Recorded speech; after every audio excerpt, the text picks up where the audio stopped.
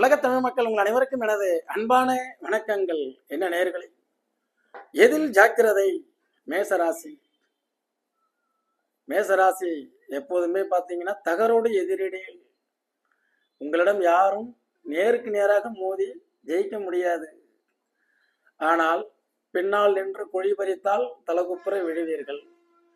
அதனால் உங்களை புகழ்ந்து பாராட்டுறவர்களையும் நேருக்கு நேராக உங்களை பார்த்து புகழக்கூடியவர்கள் நீங்கள் அந்த பக்கம் போன பிறகு அவர்கள் உங்களுக்கு ஆப்போசிட்டாக வேலை செய்வார்கள். எதிலையும் நிதர்சனமான உண்மைகளை கூர்ந்து கவனியுங்கள். எதில் ஜாக்கிரதையாக இருக்க வேண்டும்? ஒருவர் எந்த ஒரு செயலுக்கும் உங்களிடம் நடிக்கிறார் என்பதை நீங்கள் புரிந்து கொள்ளுங்கள். உங்களுக்கு நடிக்க தெரியாது. ஆணாக இருந்தாலும் பெண்ணாக இருந்தாலும் ஸ்ட்ரெயிட் ஃபார்வர்டா பேசுறதுல எதுல ஜாக்கிரதையா இருக்கணும்னா, யாருகிட்ட பேசுறோம் ஜாக்கிரதை நம்ம ஸ்ட்ரெயிட் ஃபார்வர்டா அப்படின்னு பார்த்து பேசணும். மாமனார் மாமியார்கிட்டலாம் ஸ்ட்ரெயிட் ஃபார்வர்டா பேசக்கூடாது. உங்களுடைய விருப்பம் என்ன, தேவை என்ன என்பதை அறிந்து ஓகே என் பாணியில நான் செய்யறது செயல்ல காட்டணும். ஸ்ட்ரெயிட் ஃபார்வர்டை பேச்சில் காட்டாமல் செயலில் செய்து காட்ட வேண்டும். நீங்கள் எல்லாராலையும் விரும்பப்படுவீர்கள். அதே மாதிரி துதி பாடக்கூடியவர்கள், புகழக்கூடியவர்கள், அவர்களை நம்பக்கூடாது. எதில் ஜாக்கிரதையாக இருக்க வேண்டும்? வேகமாகவும் அவசரமாகவும் உடனடியாகவும் ஒரு விஷயங்களை கூர்ந்து கவனிக்காமலும் அதை பற்றி நன்கு ஆய்வு செய்யாமலும் நீங்கள் டோட்டலாக ஒரு இன்வெஸ்ட்மெண்ட் பண்ணீங்க அப்படின்னா அது நட்டத்தில் முடியும். பதறிய காரியம் சிதறிவிடும். எதில் கவனமாக இருக்க வேண்டும்? வாகனங்களை வேகமாக ஓட்டுவது தவறில்லை, எச்சரிக்கையாக ஓட்டுவது. எதில் கவனமாக இருக்க வேண்டும்? அந்த செல்போனை பேசிட்டு அதில் கான்சன்ட்ரேஷன் அப்படியே டபுள் ஆக்ட். நீங்கள் கரெக்டாக ஓட்டுவீங்க, கையில் இருக்கும் ஸ்டேரிங்கு, இன்னொரு பக்கமும் டபுள் ட்ராக் பண்ணிட்டு இருப்பீங்க.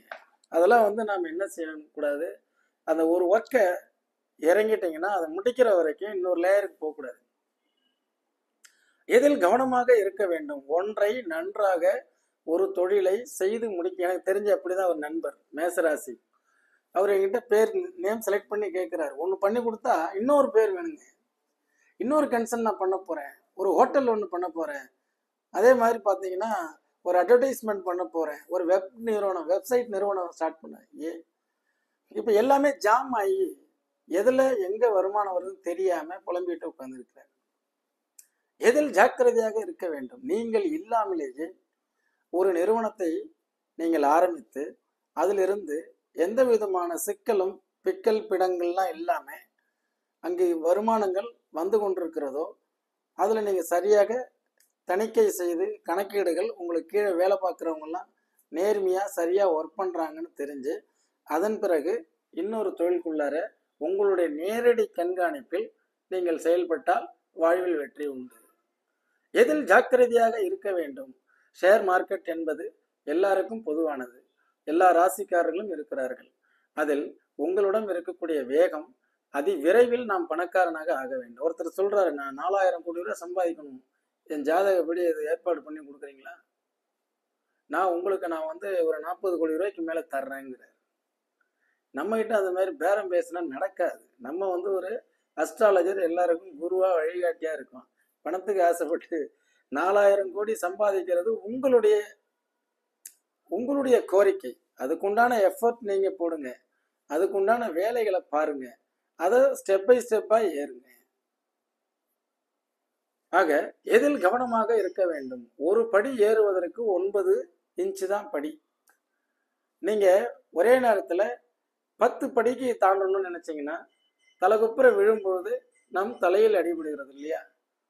எதில் எச்சரிக்கையாக ஜாக்கிரதையாக இருக்க வேண்டும்? எந்த ஒரு செயல்பாடுகளையும் ஒரு 24 மணி நேரத்திற்கு 48 மணி நேரங்கள் எடுத்துக்கொள்ளுங்கள்.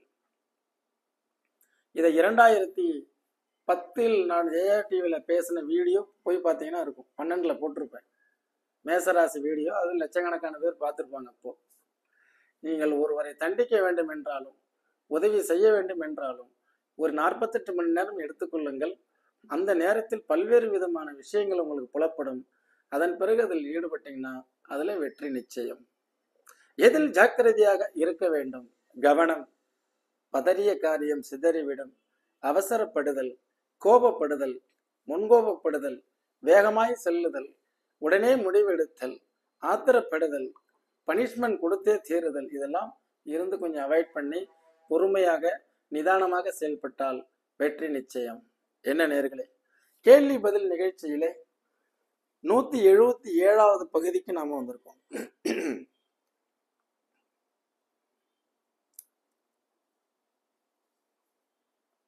அதாவது 7ஆம் பாவகத்தில் தீய கோள்கள் அந்த பார்த்துட்டு கண்ணன் கேட்குறாங்க.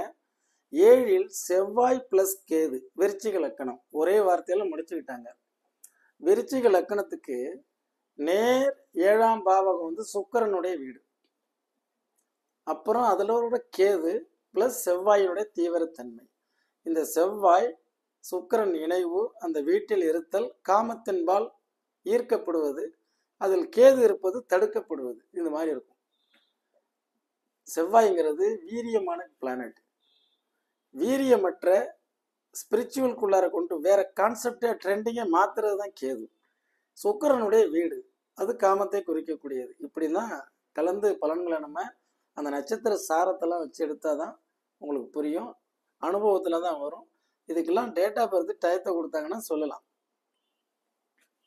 இதை செய்யாதீங்க கடகராசி பார்த்துட்டு நன்றி சார், அதை பாருங்க 5 மினிட்ஸ் வீடியோ, அதெல்லாம் நீங்களே ட்ரெண்டிங் பண்ணி விடுங்க, நிறைய கடகராசிக்காரங்கெல்லாம் போய் சேரட்டும்.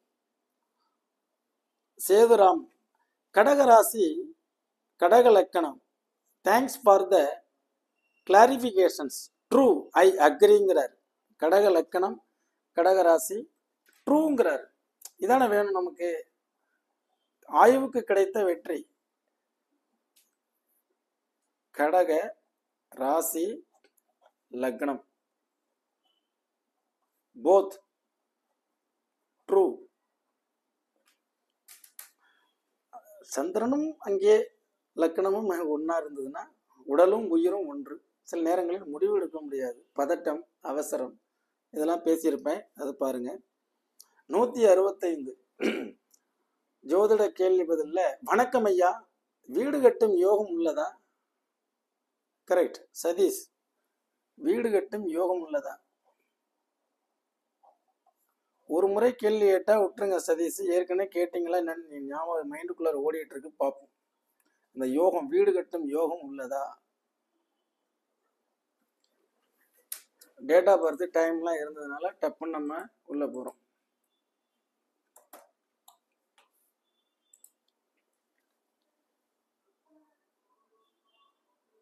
ஏழு 3/89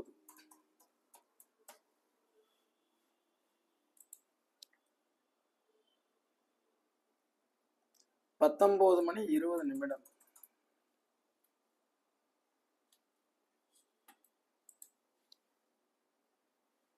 கன்னி இலக்கணம், பூரட்டாதி நட்சத்திரம், கும்பம் ராசி. வீடு கட்டும் யோகம் உள்ளதான்னு கேட்டிருக்காரு. 4ஆம் பாவகத்துல இந்த மாதிரி சனி இருந்ததுன்னா பழைய வீட்டை இடிச்சு கட்டுறது. 4இல் சனி தாமதமாகத்தான் ஒரு மனிதனுடைய சுகஸ்தானத்தை இயக்கும். 4ஆம் பாவாதிபதி அட்டமாதிபதி சேர்க்கை, அந்த வீடு ஏதாவது பழைய வீடு வேணா இடிச்சு கட்டலாம். 4ஆம் பாவாதிபதி திசாபுத்தி அந்தரம் இருந்தாலும் வீடு கட்டலாம். இப்போ வந்து பார்த்தீங்கன்னா உங்களுக்கு லக்கணத்தினுடைய லக்னாதிபதியினுடைய புதன் திசையில புதன் புத்தி, லக்னாதிபதி கடங்காரனுடைய ஸ்தானத்துல இருக்கு. உங்களது பழைய வீடா இருந்ததுன்னா லோன் போட்டு இடிச்சுட்டு கட்டுங்க. ஆல்ட்ரேஷன் பண்ணீங்கன்னா அது அட்டமாதிபதி சேர்க்கை, நிறைய பிரச்சனை வரும். நீங்க உங்களுடைய ஜனனகால ஜாதகத்தை அவசியம் பாருங்க, பார்த்துட்டு அதுக்கப்புறம் முடிவு பண்ணுங்க சதீஷ். தவணை யாரெல்லாம் பண்ணலாம்? தவணை என்றாலும் அந்த சீட்டு என்றாலும் வாரமான வசூல் பண்ணக்கூடியதாக இருக்கட்டும், ஃபைனான்ஸாக இருக்கட்டும், எல்லாம் ஒண்ணுதான். தனுசு லக்னம்னு போட்டிருக்கிறீங்க, தனுசு லக்னத்துக்கு செய்யலாம். அது இந்த வீடியோ பார்த்துருக்கிறீங்க. சிம்மம், விருச்சிகம், மேஷம், துலாம், இவங்கெல்லாம் அந்த வெட்டி தொழிலில் சிறப்பாக செயல்படக்கூடியவங்க. மேனம், அதெல்லாம் தனுசு, அவங்கெல்லாம் அந்த வெட்டி தொழிலில் கவனமாக செய்யணும். கோல்டு லோன் மாதிரி பண்ணலாம். ஆக நிறைய விஷயங்கள் இருக்கு. ஜோதிட கேள்வி பதில் 164. சதீஷ் தான் சூப்பர்னு போட்டிருக்கிறாரு, அதே சதீஷ் தான் மேலே வீடு கட்டி யோகம் இருக்கான்னு கேட்டிருக்கிறாரு. வணக்கம் sir, thank you for this service. வணக்கம் மேடம். அண்ணாதுரை, லக்கணத்திற்கு தர்ம கர்மாதிபதி, ராசிக்கு தர்ம கர்மாதிபதி உள்ளது. ஆனால் நான் டெய்லர், 24 வருடமாக திருப்பூரில் வேலை செய்து வருகிறேன். ஏன் சார் 1 to 6 கிரக மாளிகை இருக்குங்கிறாரு. விட்டு விட்டா கொண்டு வந்திருக்கிறார். அதாவதுங்க, தர்ம கர்மாதிபதி என்றால் என்ன? 24 வருஷமா அவர் திருப்பூர்ல இருக்காருல, அதான் தர்ம கர்மாதிபதி. நான் ஒரு 32 வருஷமா திருப்பூர்ல இருக்கேன், 300 கிலோமீட்டருக்கு இந்த பக்கம் இருந்து, அதான் தர்ம கர்மாதிபதி. இன்றைய இளைஞர்கள் இங்கிருந்து அமெரிக்காவில் போய் குடியேறி இருக்கிறாங்க, அங்கேயும் எனக்கு வாடிக்கையாளர் இருக்கிறாங்க, அதான் தர்ம கர்மாதிபதி. புலம்பெயர்தல் ஒன்று தர்ம கர்மாதிபதி. தர்ம கர்மாதிபதி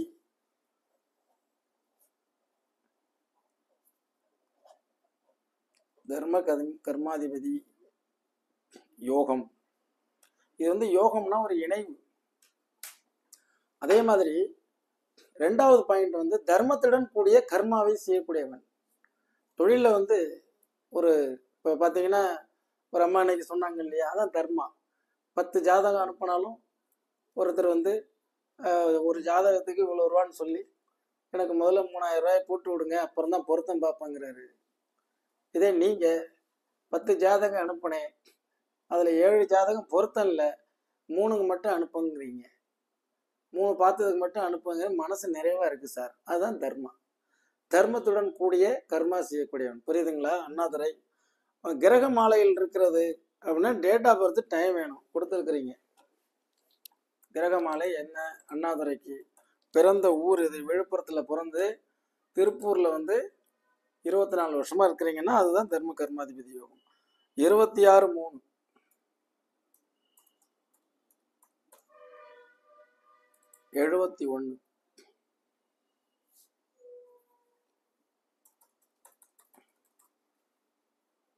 விழுப்புரம்.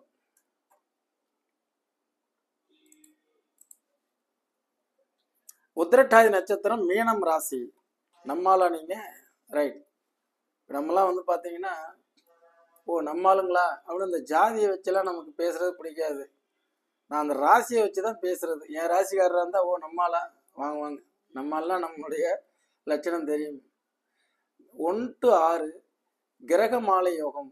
1க்கு மேற்பட்ட 5 வீடுகள் தாண்டி கிரகங்கள் இருந்தால் இது மாலை யோகம்னு பேர். கிரக மாலை யோகம் எதாக இருந்தாலும் சாமி, பொதுவாக 5ஆம் பாவாதிபதி இருக்கு இல்லையா, அது வக்கரமாயி லக்கணத்தில் இருக்கக்கூடாது. இது என்னன்னா, நாம் எப்போதுமே கனவு காண்கிறோம். எந்த மாதிரி கனவு? நம்ம நல்ல மனைவி மக்கள், நல்ல வீடு, வாகனம், ஜாலியான வாழ்க்கைன்னு. அது ரெட்ரோக்ரேட் ஆகிடுது. இதெல்லாம் இருக்கா இல்லையான்னு, நான் சொன்னது சரியா இல்லையான்னு நீங்கள் பதிவில் மறுபடியும் போடுங்க. ஏன்னா நீங்கள் அடிக்கடி பல ஜோதிடர்களுடைய நிகழ்ச்சியை பார்ப்பீங்க. அதில் பார்த்தீங்கன்னா பல பேருடைய இதுக்கும் நீங்கள் பதில் அனுப்பிட்டு இருப்பீங்க. அதே மாதிரி என்னுடைய இதில் நீங்கள் லைனில் ஒரு 10 வருஷமாக தொடர்பில் இருக்கிறீங்க. அதுக்கு அடுத்தது என்ன கேட்டிருக்கிறீங்க? இந்த கிரகமாலையெல்லாம் ஒரு பிடிப்பு, லைஃப் வாழ்க்கையில் நம்ம வாழ்ந்து முடிப்போம். ஆனால் அந்த கிரகமாலையில் இன்னொரு பிரச்சனை இருக்குது. கோள்கள் எப்பொழுதுமே எல்லா இடங்களையும் நிறைஞ்சிருக்கணும் சாமி. அதுதான். எதனால டெய்லர் வேலைக்கு போனீங்க? டெய்லர் தான் செவ்வாய். செவ்வாய் தான் உங்களுக்கு லக்னாதிபதி. சரிங்களா?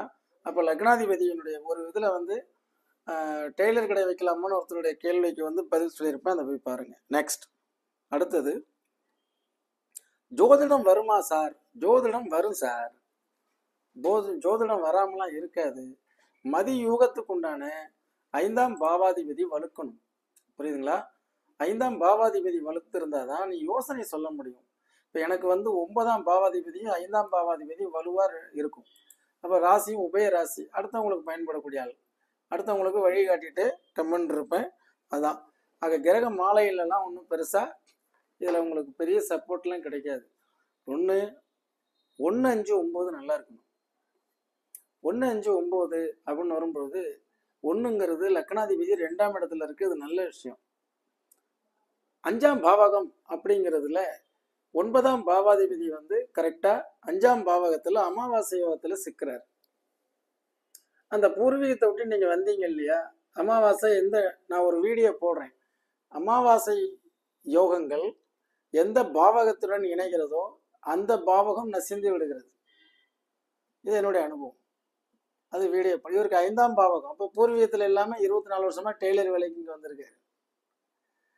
அப்போ உங்களுக்கு 5ஆம் பாவாதிபதி வக்கரமானதுனால நீங்கள் அடுத்தவங்களுக்கு ஆலோசனை சொல்லும் பொழுது அந்த உங்களுடைய மைண்ட், நீங்கள் நல்ல மனிதர், 5 வக்கரம் ஆயிடுச்சுல்ல, எங்கேயாவது வடக்க போகிறது தெற்க போன்னு சொல்லி போய் ஆக ஜோதிடத்தை தொழிலாக இல்லாமல் ஹாபியாக படிக்கலாம். அன்பழகன் வேதாரண்யம் சுக்கிர திசை எப்படி இருக்கும்? முன்கூட்டியே நன்றிகள்ன்றார். சுக்கிர திசை எப்படி சார் இருக்கும்? சுக்கிர திசை சுகத்துக்கு அதிபதி, சுகம் தந்தவன் சுக்கிரனே அப்படின்னு ஒரு வீடியோ போட்டிருக்கேன், அதில் போய் பார்த்துருங்க. 2/4/1973 ஆண்டு.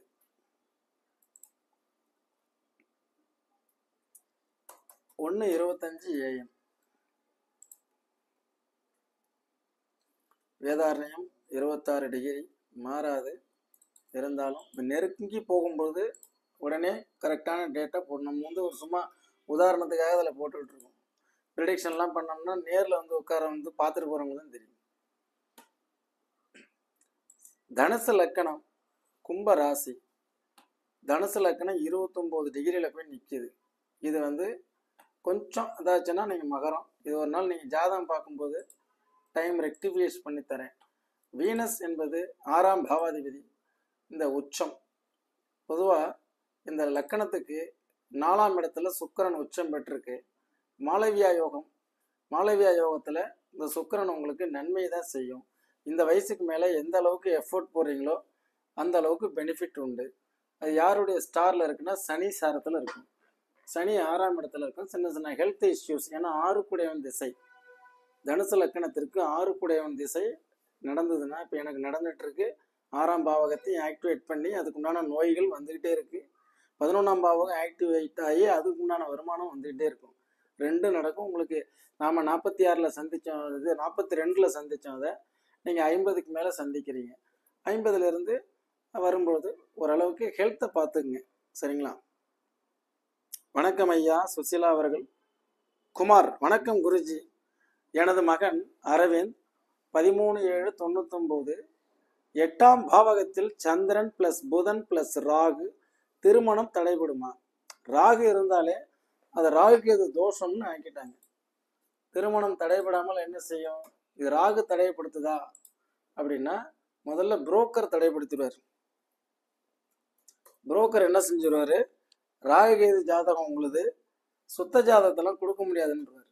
ஏங்க அப்படின்னா உங்களது ராகு கேது கொண்டு பெண் வீட்டில் கொடுத்தோம்னா அவங்க சுத்த ஜாதகம் மட்டும்தான் வேணும்னு கேட்குறாங்கன்றாங்க. இந்த சுத்தம் தோஷங்கிற வார்த்தையை உள்ளே கொண்டு வந்தாச்சு. அது அப்படியே தமிழ்நாடு ஃபுல்லாக பரவிடுச்சு. சுத்தம் என்ற ஜாதகமே கிடையாது. சுத்த ஜாதகம்னு எதையாவது ஒன்று கொடுக்க சொல்லுங்க, நான் வேணா அதை ப்ரூவ் பண்ணுறேன். சுத்த ஜாதகம்னு ஒன்று கிடையாது. சனியை தூக்கி லக்கணத்தில் போட்டாலே சுத்த ஜாதகம் அசுத்த ஜாதகமாக மாறிடும். அவ்வளோதான். எங்கே இருக்கு சுத்த ஜாதகம்? லக்கணத்துக்கு நேர் 7 சந்திரன். நீங்கள் என்ன கேட்டீங்க? 8ஆம் பாவகத்தில் சந்திரன் புதன் ராகுன்னு சொல்றீங்க.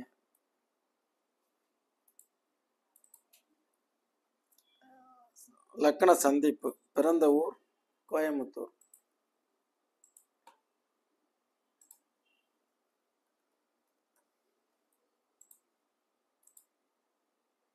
அது பார்த்தீங்களா லக்கணம்?